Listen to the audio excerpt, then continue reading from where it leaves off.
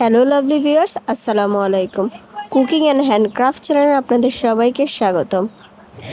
আমাদের গৃহিণীদের প্রতিদিন ঘুম থেকে ওঠার পর একটা টেনশন লেগেই থাকে, সকালে নাস্তা কি করা যায়, বাচ্চাদের কি দেওয়া যায়। রুমে যদি থাকে কিছু পাউরুটি, তাহলে কিন্তু আপনি স্বাস্থ্যকর নাস্তাটা বানিয়ে দিতে পারেন মাত্র 2 মিনিটে। আমি আজ বানাবো ব্রেড অমলেট টোস্ট। তার জন্য আমি কিছু পাউরুটি মাঝ বরাবরই কেটে নিয়েছি। আপনারা দেখতেই পেয়েছেন ছুরির মাধ্যমে কিভাবে কেটেছি। আর আমি এখানে 2টা ডিম নিয়ে নিয়েছি, তার সাথে টমেটো কুচি, ক্যাপসিকাম কুচি, গাজর, কাঁচামরিচ আর একটু লবণ দিয়ে দিয়েছি। আমার বাসায় এই সবজিগুলো ছিল, তাই আমি এই সবজিগুলো দিয়ে খুব সহজে বানিয়ে নিচ্ছি। যদি বাসায় সবজি নাও থাকে, শুধুমাত্র ডিম দিয়ে আর কিছু পেঁয়াজ এবং মরিচ দিয়ে আপনি কিন্তু এই নাস্তাটা বানিয়ে নিতে পারেন। আমি ডিমটা ভালো করে সবজির সাথে মিশিয়ে নিচ্ছি। মেশানো হয়ে গেলে আমি একপাশে রেখে একটি ফ্রাই প্যানে কিছুটা বাটার দিয়ে দিয়েছি।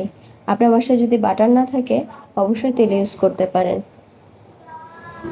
বাটার দিয়ে আমি চুলায় পাউরুটিটা দিয়ে দিলাম। পাউরুটির মাঝ বরাবরই আমি একটু ডিমের ব্যাটার দিয়ে দিচ্ছি।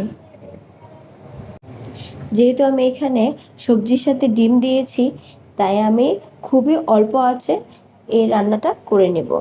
আপনারা কিন্তু অল্প আঁচেই করার চেষ্টা করবেন। এভাবে বাচ্চাদের যদি সকালে নাস্তা দেওয়া হয়, বাচ্চারা কিন্তু খুব মজা করে টেস্টি করে খেয়ে ফেলতে পারে এবং নাস্তাটাও খুবই হেলদি সুস্বাদু হয়ে থাকে।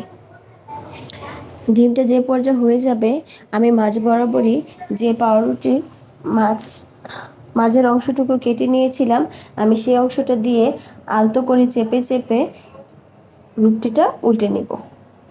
ব্রেডটা উল্টে আমি আরেকটু বাটার দিয়ে দিচ্ছি, ওই পাশটা যেন ভালো করে ভাজা হয়।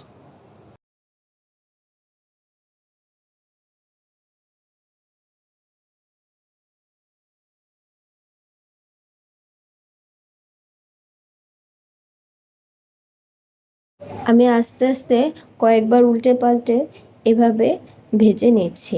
আপনারা দেখতেই পাচ্ছেন আমার ব্রেডটা হয়ে গেছে।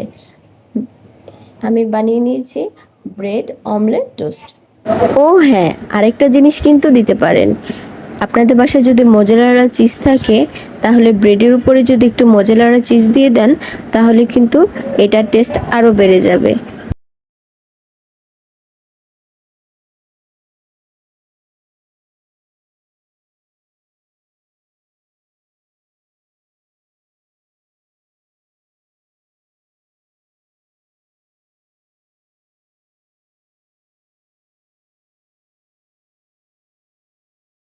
ঘুম থেকে উঠে যখন কিছুই ভালো লাগবে না, তখন কিন্তু বানিয়ে নিতে পারেন এই হেলদি সহজ রেসিপিটি।